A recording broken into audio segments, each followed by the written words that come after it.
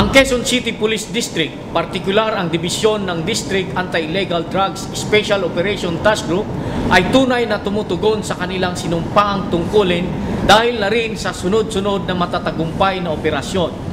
Kabilang dito ang pagkakahuli sa iba't ibang illegal na gawain sa kanilang area of responsibilities sa pangunguna ni Police Senior Inspector Robert Razon.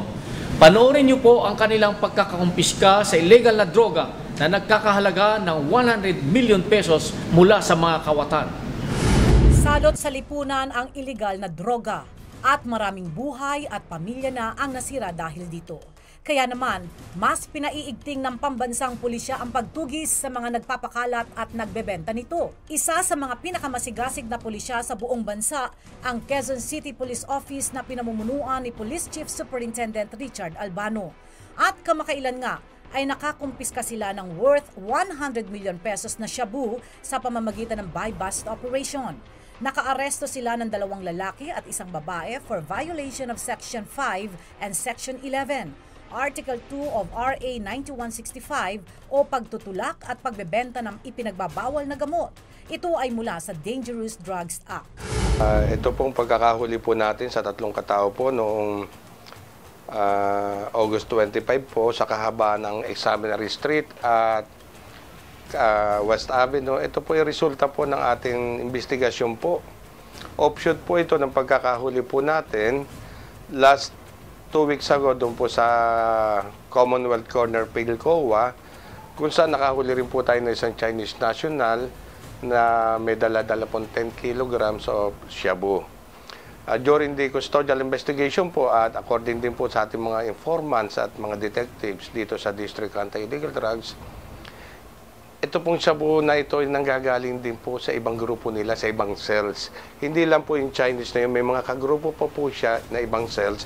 And then nakakuha po tayo na informante na pwede po makipag-transact doon sa nahuli natin sa examiner. Almost a week ho natin itong tinarabaho po. At nag-prosper naman po ito noong nakarang August 25 at pumayag po itong mga nahuli natin na magbenta po sa atin ng illegal na droga. Ito po ay intelligence-driven operation po ng ating kapulisan po. Naaresto sina Anthony Alejandre Pineda, 32 taong gulang at ang ka-live-in partner nitong si Grace Munoz Navalta, 32 taong gulang at nakatira sa Barangay San Agustin, Quezon City. Kasama sa naaresto si Joselito Maglalang Tabakero, 39 taong gulang na nakatira naman sa Barangay Panampunan, Olongapo City.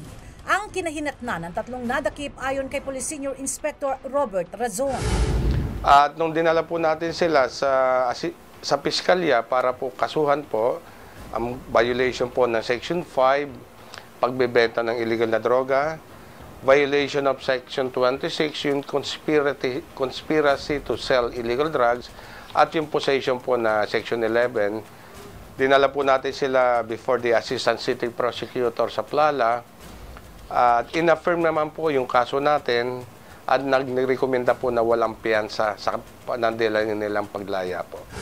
Ayon sa investigasyon, alas 5:45 ng umaga noong Agosto 25, 2014 sa isang buy-bust operation sa West Avenue Corner Examiner Street sa West Triangle, Quezon City ay nasa kote ang mga nasabing suspect sa tulong ng isang impormante. Doon ay naaktuhan silang may transaksyon sa pagbebenta ng shabu na nagkakahalaga ng milyong-milyon. Sa masusing pag-iimbestiga ay may nakumpiska pang 13 bags ng hinihinalang shabu na tumitimbang ng 11.752 kilos sa loob ng isang blue Nike traveling bag sa likod ng driver's seat ng Honda City na kulay white na may plate number UNO 122. Ito ang sinakyan ng magka-live-in. Ang mga ebidensyang nakalap ay ang mga sumusunod: ang shabu, 1 Toyota Fortuner color black bearing plate number RGF 996, 1 unit Honda City color white bearing plate number UNO 122. Ang mga suspect ay agad na dinala sa QCPD DAID of Quezon City Police District Anti-Illegal Drugs. Ang mga nakuhang ebidensya ay isinumite sa QCPD Crime Laboratory na nagpositibo bilang shabu. Strict effort po ito na nangyari sa pagdakip po sa 3 suspect po natin sa pakikipagtulungan po ng Criminal Investigation Detection Unit, ng Intelligence natin nandito sa Quezon City in coordination with the Philippine Drug Enforcement Agency dito po sa Metro Manila office natin. Kaya po nataki po natin to. It is a joint effort, concerted effort po ng lahat ng kapulisan natin at ng PIDEA. Ito po may marching order po sa atin ng ating Secretary ng Interior and Local Government na si Secretary Rojas through the Chief of the Philippine National Police, our Regional Director. At ito rin po ang tagubilin sa atin ng ating District Director na hanggat maaari, supupuin po natin ang paglaganap ng illegal na droga. Dahil ito po lahat, ang illegal na droga, ang simula po ng paggawa ng krimen. Kasalukuyan dinidinig ang kaso at nakadetain ang mga nasabing suspect. Ngayon po, nandito po sila sa custody po natin sa District Anti-Illegal Drugs at hinihintay lang po natin yung arraignment po, ang patawag po ng korte. But for the meantime, nag-request na rin po tayo ng commitment order sa korte para po sila mailipat po sa Quezon City Jail at sa dormitory for female. Patuloy ang Quezon City Police District sa pagtugis sa mga nagbebenta at nagpapakalat ng mga bawal na gamot at paglaban sa lahat ng klase ng krimen sa kanilang nasasakupan. Dito po sa Quezon City, hindi lang po Metro Manila sa buong bansa, siguro po sa pakikipagtulungan po ng ating mamamayan. Tumulong po sila, hindi lang po ito trabaho ng ating kapulisan. It is everybody's concern. Huwag po nating hayaan po na lumagana pong illegal na droga at maging biktima pa po ang ating mga mahal sa buhay. Makipagtulungan po sila, mag-report po sila sa authority kung may napapansin po sila ng mga illegal activity, especially po sa illegal na droga. Wala pong iba kami maasahan kundi rin po ang mamamayan sa kanila pong pagre-report. Ang napakagandang paalala sa atin ng ating pulisya laban sa illegal na droga. Huwag na po natin subukan sa ating mamamayan. Sana po maging maigting po ang pagbabantay natin mga magulang. Huwag na pong pabayaan na malulong po sa masamang bisyo, lalo na po sa paggamit ng illegal na droga ang ating mga anak at mahal sa buhay. Dahil dito po, pag nakatikim po tayo ng illegal na droga, mahihirapan na po tayo rito makaalis po.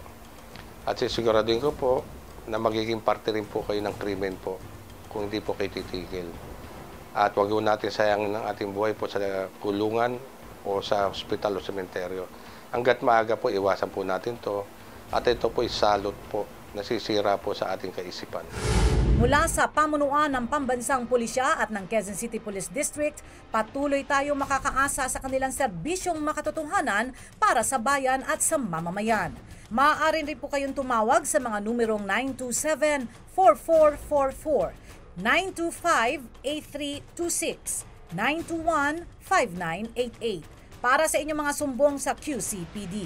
Tulong-tulong po nating labanan ang iligal na droga.